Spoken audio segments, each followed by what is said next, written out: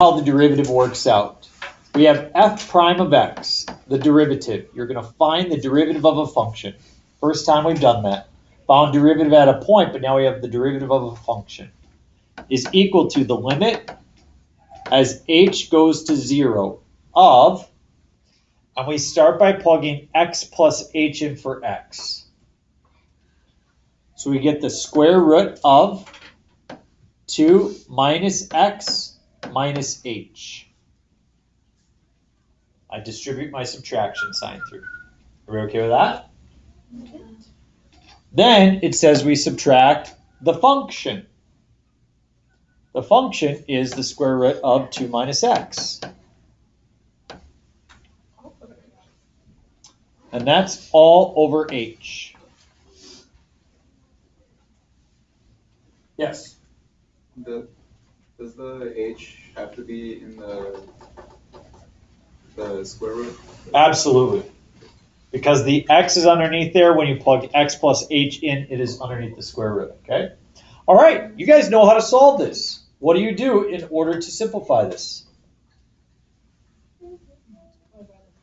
Multiply by the conjugate. So I'm going to go ahead and multiply by the square root of 2 minus x minus h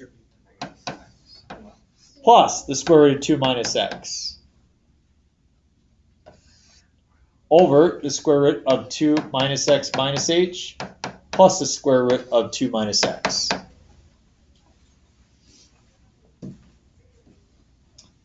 And let's see what happens when we do that. We get f prime of x is equal to the limit as h goes to 0 of, what do you get in the top?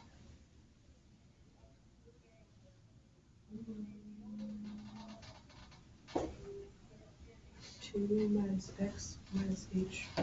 2 minus x minus h Minus 2 minus x. minus quantity 2 minus x. Right? Divided by H times the quantity of the square root 2 minus x minus h plus square root 2 minus x.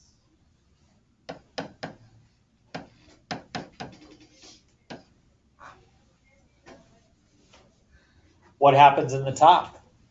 The 2's cancel out and the x's cancel out. Notice how, as Addie said, the 2's cancel, the x's cancel. And the h's. You have a negative h in the top, you have an h in the bottom. So what are you going to be left with on the top? You have the limit as h goes to 0 of -1 over, and in the denominator you have Square root plus 2 minus 2 minus x minus h plus square root of 2 minus x.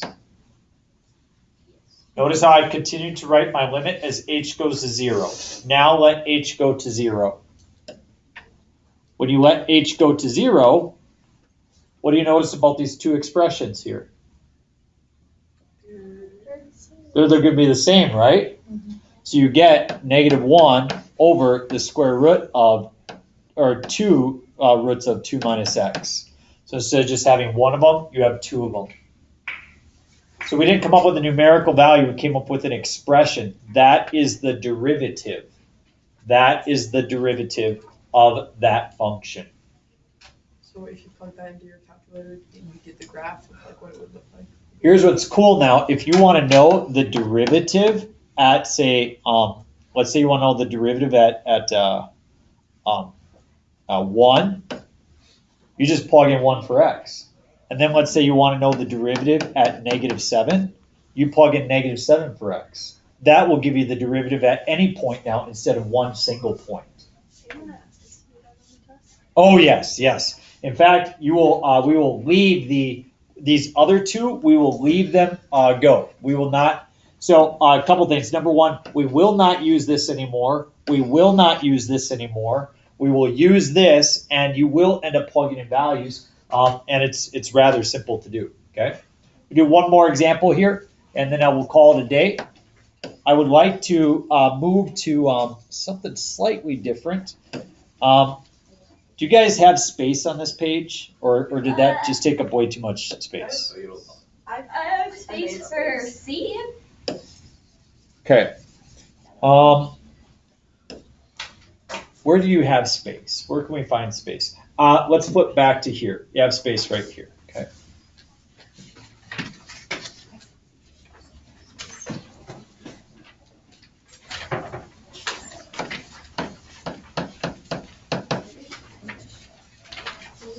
The problem, or can I cross out that problem? Right.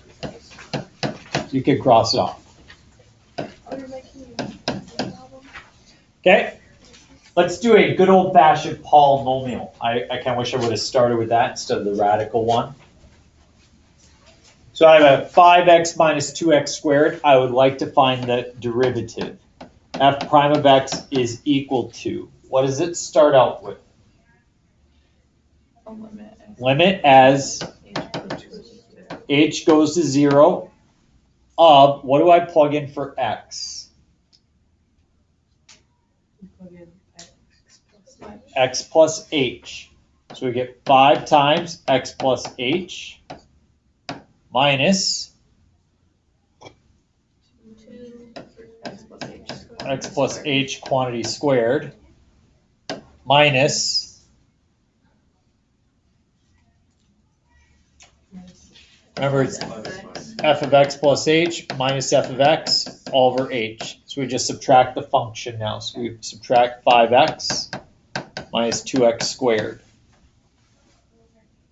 That will all be over h.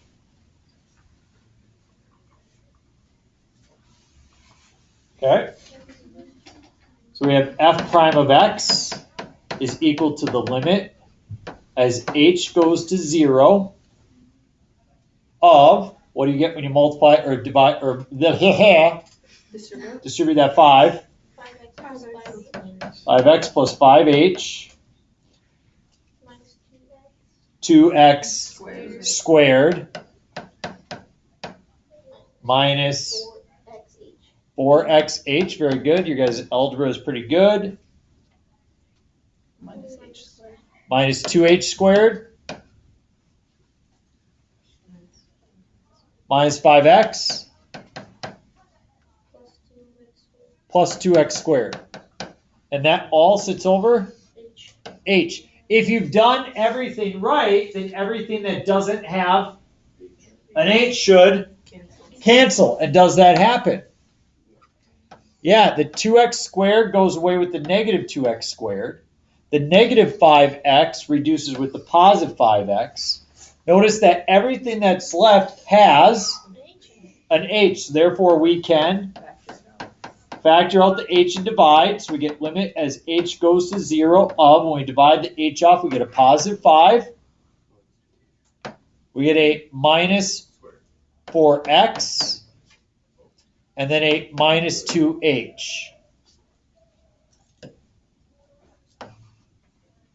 See that? So to finish off this problem, what do I have to do? Plug in 0. When you plug in 0, what happens? Goes away. The negative 2h just goes away, and you get 5 minus 4x. That's the derivative. Notice that our original was what kind of a shape? A parabola, and what is produced? A line, just like we anticipated, right? Yeah. So I would like to just go over an example or two at the beginning class tomorrow, but I want you to see this, and I want to point you in your homework so you can see kind of the next piece to work on. And this, we're going to spend a couple days on this. It says formal definition of the derivative. Okay? So formal definition of the derivative, limit as h goes 0, f of x plus h minus f of x all over h. Okay? You for sure, okay, can start on those first 5 problems. They are not rational. They're not radicals. They're not quotients. They are simply just polynomials. That would be a good piece to do. Okay? Notice that the very final problem on there is a challenge problem, number 13. If you could do that, that would be awesome. I rarely have students who can. If I put it up on the board, it takes 5 boards to do. So, yeah, I'd love to see somebody get it. Every once in a while, probably every other year, somebody tries it and is able to work it through. Love to see your work. You're probably gonna need to attach a separate sheet of paper when you do it. But, I know that people are gonna be gone tomorrow, and I would like to have you see the lesson that we do tomorrow. I'll post it on YouTube, but people are gonna be gone next week, Tuesday and Wednesday, right? I want you to all be here for the party, so. It's on Monday. So right, but I'm just saying, in terms of us having a party, we gotta be ready to at least introduce the next thing. So, Are we all here on Monday? Yeah. You're all here on Monday, but you're not on Tuesday or Wednesday or Friday, so it kinda cramps our style for class, you know what I mean? I got you. So, Yes.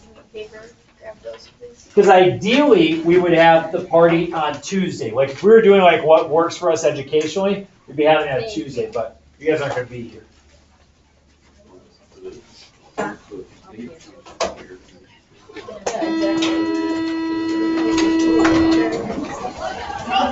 It's too early to be screaming. Calm down.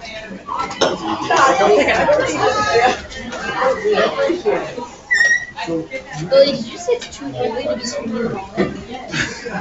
It's It's 1:30. Why are we screaming in the hallway? Because everyone's home free time. I think it's too early. The thing where it says your snap stories, it makes me feel like Prime time.